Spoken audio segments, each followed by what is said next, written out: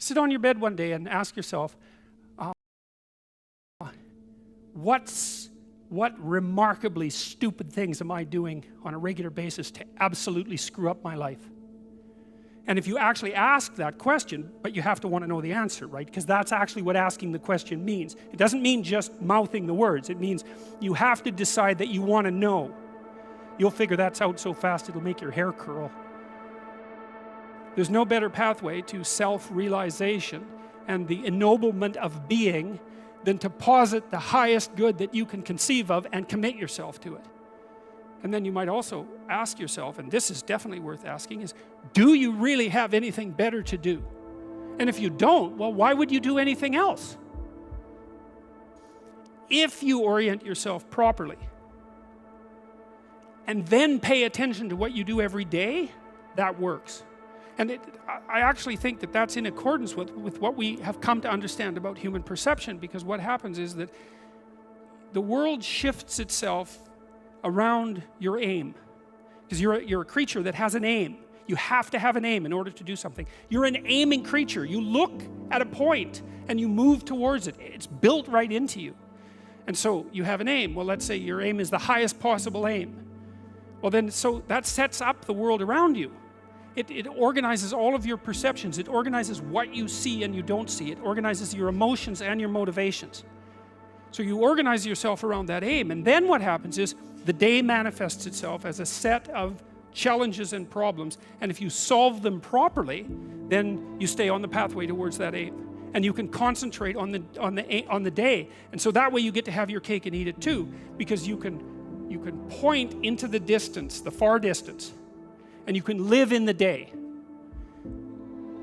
And it seems to me that that makes every moment of the day supercharged with meaning. That's how, because if everything that you're doing every day is related to the highest possible aim that you can conceptualize, well, that's the very definition of the meaning that would sustain you in your life. Well, and then the issue is, well, back to Noah. Well, all hell's about to break loose and chaos is coming. It's like when that's happening in your life, you might want to be doing something that you regard as truly worthwhile. Because that's what will keep you afloat when everything is flooded. And you don't want to wait until the flood comes to start doing that, because if your ark's half built and you don't know how to captain it, the probability is very high that you'll drown. Ask and it shall be given you. Seek and ye shall find. Knock and it shall be opened unto you. For everyone that asketh receiveth, and he that seeketh findeth, and to him that knocketh it shall be opened. That sounded pretty optimistic again. But again, I think it's a description of the structure of existential reality, and by which I mean, when I'm in my clinical practice and I observe, and this is also the case with my students, is, let's say, people's lives aren't what they would like them to be. And so then you ask, why? Well, forget about tragedy and catastrophe, because that's self-evident, and we're not going to discuss that. Although the degree to which you bring about your own tragedy is always indeterminate. But I would never say that every terrible thing that is visited on a person is something they deserved. I think that that's a very dangerous presupposition, especially because everyone gets sick and everyone dies.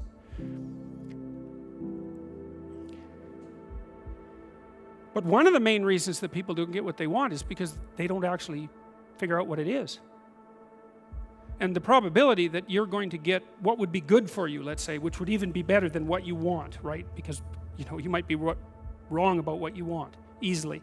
But maybe you could get what would really be good for you. Well, why don't you? Well, because you don't try. You don't think, okay, here's what I would like if I could have it. And I don't mean in a way that you manipulate the world to force it to deliver you goods for status or something like that. That isn't what I mean. I mean something like, imagine that you were taking care of yourself like you were someone you actually cared for. And then you thought, okay, I'm caring for this person. I would like things to go as well for them as possible. What would their life have to be like in order for that to be the case? Well, people don't do that. They don't sit down and think, all right, you know, let's figure it out. You've got a life. It's hard, obviously. It's like 3 years from now, you can have what you need. You got to be careful about it. You can't have everything. You can have what would be good for you, but you have to figure out what it is, and then you have to aim at it.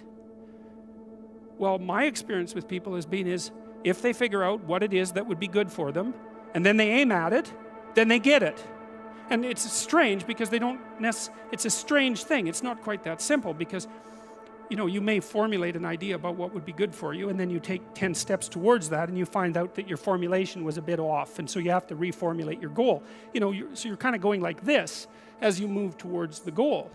But a huge part of the reason that people fail is because they don't ever set up the criteria for success. And so, since success is a very narrow line and very unlikely, the probability that you're going to stumble on it randomly is 0. And so there's a proposition here, and the proposition is, if you actually want something, you can have it. Now the question then would be, well, what do you mean by actually want? And the answer is that you reorient your life in every possible way to make the probability that that will occur as certain as possible. And that's a sacrificial idea, right? It's like, you don't get everything. Obviously. But maybe you can have what you need. And maybe all you have to do to get it is ask. But the asking isn't a whim or today's wish. It's like, you have to be deadly serious about it. You have to think, okay, like, I'm taking stock of myself.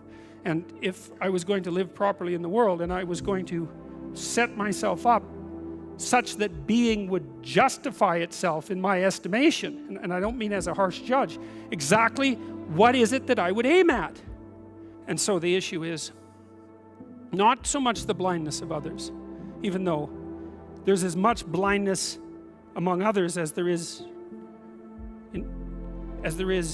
for you. But the issue here, the advice here, the description here is, you should be concerned about what's interfering with your own vision first. And you should leave other people the hell alone in relationship to that.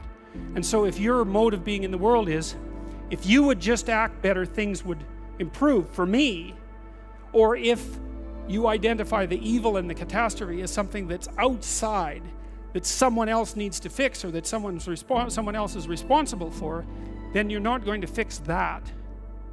And you're going to remain blind to the things that you're doing and not doing that make things not go well. And so it's just better to think, all right, I'm probably blind in many, many ways. And maybe there are some ways that I could rectify that, because it's highly probable that you're blind in all sorts of ways. I mean, in fact, it's virtually certain. And so it's just more useful to think, how is it that I'm wrong in this situation? I'll tell you something that I learned to do when I was arguing with my wife, which happened quite frequently, because when you actually communicate with people, you find out that there's many things that you don't agree on. And that's because you're actually different creatures. And so if you're actually going to have a truthful conversation, then you're going to find out that you don't see things the same way, and then you can either pretend that that's not the case and gloss over it and then end up in a 30-year silent war, or you can have the damn fight when you need to have it and see if you can straighten it out. So now and then we'd get in a situation where we were at loggerheads, we couldn't move. And, you know, it would spiral up into hate speech, let's say.